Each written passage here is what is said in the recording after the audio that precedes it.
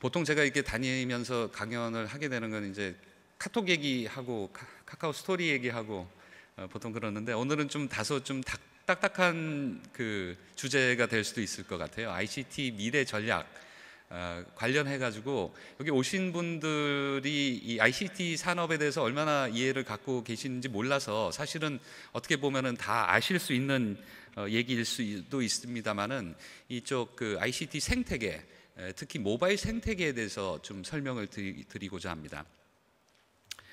이 세계 ICT 시장 규모를 보면은 거의 4조 달러에 육박하는 굉장히 큰 시장이고요. 인포메이션 커뮤니케이션 테크놀로지라고 해서 이제 하드웨어, 소프트웨어, 또 서비스, IT 관련 서비스하고 통신을 놓고 보면은 굉장히 큰 시장입니다. 놀라운 거는 이 대한민국, 이 작은 나라가 중국, 미국, 일본에 의해서 세계 4위의 그런 ICT 산업 규모를 갖고 있고요. 앞으로도 굉장히 성장성이 높은, 특히 이 스마트폰이 도입이 되면서 훨씬 더 그 성장성이 높은 그런 산업으로 계속 성장을 하고 있습니다. 사실 이 모바일 시장은 예전부터 있었지만은 이 스마트폰이라는 디바이스가 나오면서 여러 가지 이전에 하지 못했던 서비스라든지 새로운 그런 어떤 디바이스의 출현, 이런 걸로 인해 가지고 감히 모바일 혁명이라고 할 수 있는 여러 가지 변화들을 가져왔습니다. 우리나라는 미국에 비해서 2년 늦게 스마트폰이 도입이 됐는데요. 이제 불과 4년밖에 안 된 그런 아주 신생 산업입니다. 그래서 이 정말 그 세계에서 찾아볼 수 없는 엄청나게 빠른 속도의 이 스마트폰 보급률을 갖고 있고요. 현재는 거의 국내에서 4천만 대가 팔리는, 그리고 전체 국민의 70%가 스마트폰을 갖고 있는 아주 놀라운 숫자들을 보여주고 있습니다. 세계에 유례가 없고요. 사실 얼마 전까지만 해도 제가 알기로 싱가포르이 세계 1등이었는데, 이제는 우리나라가 스마트폰 보급률에 있어서는 세계 1위가 됐습니다. 그래서 현재는 또 이 디바이스를 통해서 이 무선 인터넷에 접속하는 사람들이 굉장히 많이 있고요. 그 전 국민의 64%가 무선의 인터넷을 사용을 하고 있고, 또 스마트폰 사용자의 75%가 무선 인터넷을 사용을 하고 있습니다. 굉장히 높은 사용성이고, 이게 2016년 가면은 전 국민의 74%, 스마트폰 이용자, 모바일 이용자의 85%가 무선 인터넷을 사용할 것으로 예상이 되고 있습니다. 이거와 더불어 굉장히 창업 붐이 일고 있죠. 여러분들 기억하실지 모르겠지만 90년대 말에 벤처 붐이 한번 크게 불었습니다. 그것은 이 산업에 있어서 변화가 가져다 준 그런 현상이었는데요. 이전에 PC 통신이 유행을 하다가 인터넷 서비스가 가능해지는 그런 변화가 있었습니다. PC 통신은 대규모 자본이 들어가는 그런 비즈니스이기 때문에 삼성이나 LG나 이런 대기업들이 많이 했던 반면에, 인터넷이 서비스가 가능해지면서 누구나 1인 창업이 가능해졌습니다. 홈페이지만 하나 개설하면은 회사를 차리고 서비스를 할 수 있는 이런 시대가 열리면서 그때 벤처 붐이 불었는데, 이제 다시 한번 그런 그 벤처 또 1인 창업의 시대가 열렸습니다. 스마트폰이 나오면서 스마트폰에 애플리케이션을 개발을 하는 거는 혼자서도 개발을 할 수가 있거든요. 그래서 서비스를 그 1인 창업으로 해가지고 굉장히 소규모의 자본이나 소규모의 인력으로 창업이 가능해졌기 때문에 이 벤처 기업 수도 현재 많이 늘고 있습니다.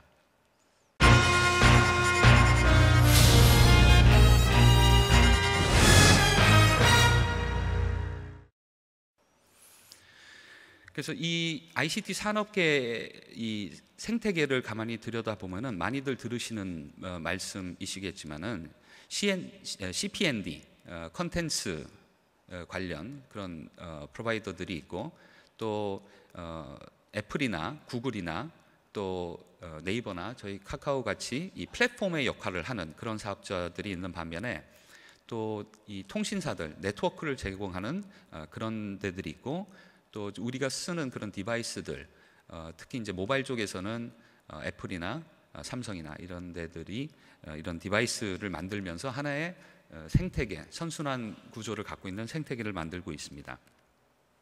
그래서 보통 이제 CPND라고 하죠. 먼저 이제 플랫폼 쪽을 들여다보면은 여러 단계의 플랫폼이 있을 수가 있습니다.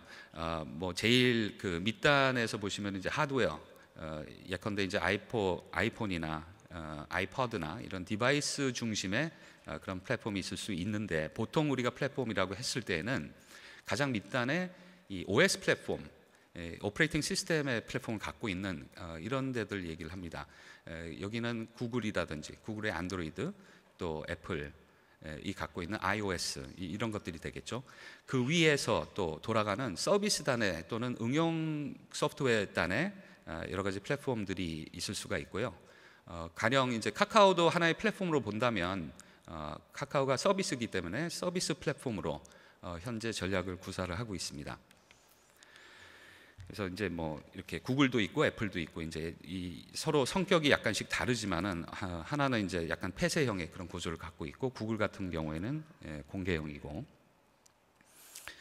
그 서비스단의 플랫폼도 다양한 레벨에 있어서 그 여러 종류의 그 플랫폼들이 있고요. 뭐 가격, 페이먼트 관련해서 결제단의 어떤 플랫폼이 가능할 수도 있고, 또는 로케이션 베이스 서비스를 하면서 그게 진화를 해가지고 하나의 플랫폼으로 또 진화를 할 수 있는 여러 가지 다양한 형태의 플랫폼들이 존재할 수 있습니다. 근데 왜 이런 플랫폼들이 중요할까요? 오늘 아까 CPND 말씀 다 드렸지만은 오늘 특히 이 플랫폼의 중요성에 대해서 말씀을 좀 드렸으면 좋겠습니다. 이 첫 번째는 스마트폰과 같은 모바일 기기의 경쟁력을 결정짓는 핵심 요소입니다. 이 플랫폼을 가지고 스마트폰을 통한 그런 모바일에 있어서 여러 가지 활동들에 있어서 그 출발점 역할을 하는, 인터넷에 있어서는 포탈의 역할을 하는 이제 이런 그 굉장히 중요한 핵심 요소이기 때문에 우리가 이거를 간과를 하면 안 된다라는 말씀 드리고 싶고요. 두 번째는 세계 시장의 서비스를 주도하고 있는 개방과 공유의 기본을 제공을 하는 그런 굉장히 중요한 역할을 하고 있다는 말씀이고, 세 번째는 IT 산업이 플랫폼 기반의 생태계 경쟁 구조로 지금 재편이 되고 있습니다. 뭐 신문 보도에서 많이 보시겠지만은 이 애플과 구글 또는 애플과 삼성과의 그 치열한 경쟁이 많이 벌어지고 있죠. 그것이 곧 이 생태계의 구조 간의 충돌로 보여지고 있습니다.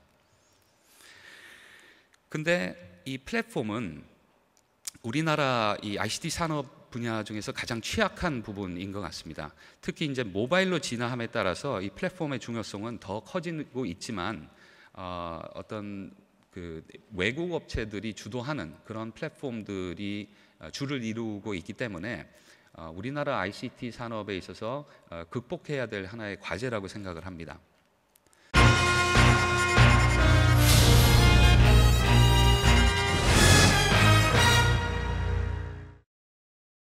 하나의 예를 좀 들어보겠습니다. 저희가 작년 8월에 게임하기를 론칭을 했는데요. 그거를 통해서 카카오톡이라는 서비스가 하나의 플랫폼이라고 본다면은, 게임을 론칭하는 그런 게임과 같은 컨텐츠를 론칭하는 하나의 플랫폼이라고 본다면은, 이 플랫폼이 갖고 있는 힘이 과연 어디까지인가 하나 굉장히 좋은 사례가 될 수 있습니다. 작년 8월에 저희가 게임하기를 론칭을 하면서 처음에 10개 게임으로 시작을 했습니다. 기억하실지 모르겠지만은 이제 애니팡이라는 게임부터 시작을 해가지고 아무도 되리라고 생각을 안 했죠. 도저히 이 채팅하고 게임하고 도대체 무슨 관계냐, 왜 너희가 게임을 하려고 하느냐 하고 굉장히 좀 의심의 눈치를 많이 받았습니다만은, 그 애니팡 하트가 날아다니면서 만들어낸 그 어떤 새로운 시장이 열렸습니다. 저희가 게임하기 전에는 모바일 게임은 돈이 안 된다라는 선입견이 있었습니다. 모바일 게임이 한 달에 한 1,000만 원 벌면은 와 굉장히 많이 버네라는 얘기를 들을 정도로 굉장히 작은 시장이었고요. 그 전까지만 해도 룰더 스카이라는 게임이 한 달에 한 20억 정도 벌었어요. 그래서 다들 와 대단한 게임이다라고 했는데, 이 게임하기를 카카오에서 하면서 이 없던 시장이 새로 생겨났다고 할 정도로 굉장히 폭발적인 성장을 가져왔고요. 작년에 저희가 카카오톡을 통해 가지고 1,182억의 모바일 게임 수익이 났고, 올해 이 모바일 게임 시장 규모를 한 1조 1천억으로 본다면은 그 중에 7천억을 카카오를 통해서 게임 매출이 일어나고 있습니다. 굉장히 급성장하는 그런 요소를 보여줬고요. 이 애플리케이션이 100만 다운로드 받기도 힘든데 현재 저희가 1년 한 3개월, 4개월 서비스를 하면서 1,000만 다운로드 넘은 게임이 6개 게임, 또 2,000만 다운로드 넘은 게임이 벌써 2개 게임이 나왔습니다. 여러분들 잘 아시는 애니팡하고 드래곤 플라이트가 그런 케이스였고요. 드래곤 플라이트 같은 경우에는 유료 아이템들이 많아가지고 하루 매출이 거의 한 13억, 14억을 찍었던 그런 경험도 있습니다. 그러니까 이전에 그 루도스카이가 한 달에 20억이었는데 이제는 하루에 그와 버금가는 만큼의 매출을 올리는 굉장히 큰 시장이 열린 거로 보실 수가 있습니다. 이렇게 플랫폼의 중요성이, 카카오톡이라는 하나의 서비스가 사람들이 많이 몰리면서 이 콘텐츠를 확산을 하고 서비스를 확산을 하는 그런 플랫폼의 역할을 하게 된 겁니다. 그러면서 이전에 굉장히 작았던 모바일 게임 시장이 급성장을 하는 걸로 봤을 때 이 플랫폼이야말로 정말로 굉장히 중요한 그런 핵심적인 기능을 하는, 특히 모바일 시대에 있어서 우리가 간과를 하면 안 된다라는 말씀을 드리고 싶고요. 그래서 실제로 굉장히 작은 회사들이 성공을 해가지고 애니팡을 개발한 썬데이 토즈가 우회 상장을 해가지고 지금 이제 주식시장에서 거래가 되죠. 또 아이러브 커피라는 게임을 출시를 했던 파티 게임스도 현재 이제 코스닥 상장 추진 중에 있습니다. 여러 가지 이제 성공 사례들이 나오고 있는 거를 볼 수가 있습니다. 그래서 플랫폼을 잘 만들면은 어떻게 해야 되냐? 과거에는 한 디바이스에 한 컨텐츠를 공급하는 이 1대1의 그런 모델이었다면은 이제는 다양한 어떤 컨텐츠를 다양한 플랫폼을 통해서 다양한 디바이스에 구현이 될 수 있도록 이렇게 하는 추세입니다. 그래서 애플의 경우에는 자체 그 iOS를 기반으로 해가지고 하나의 생태계를 만들어서 뭐 아이폰부터 시작해가지고 아이패드, 애플 TV, 뭐 여러 가지 다양한 디바이스를 통해가지고 컨텐츠 서비스를 하고 있죠. 구글 또한 이 좀 개방형으로 해가지고 안드로이드라는 그 좀 열린 OS를 바탕으로 여러 가지 다양한 그런 어떤 디바이스라든지 서비스들을 제공을 하고 있습니다. 그래서 이 세계적인 기업들, 특히 애플과 구글을 비교를 해보면은 이 CPND의 수직적인 그 통합을 지금 진행을 하고 있습니다. 그 어느 플랫폼의 사업자로만 만족하는 것이 아니고 스스로 어떤 컨텐츠를 만들어내고 또 어떤 경우에는 디바이스도 구현을 해가지고 만들어내는 이제 이런 수직 통합의 그 수순을 밟아가고 있는데, 여기서 과연 우리나라의 가장 취약한 부분이, 물론 삼성이 여러 가지 좋은 디바이스들을 만들고 있지만 장차 이 플랫폼의 어떤 그 지배적인 사업자가 되지 못하면은 위기가 오지 않을까 굉장히 걱정이 되고요. 그래서 향후 우리나라의 ICT 산업의 가장 큰 과제가 이 플랫폼을 국산 플랫폼을 어떻게 가져갈 건지, 그게 가장 큰 과제가 아닌가 생각을 합니다. 경청해 주셔서 대단히 감사합니다.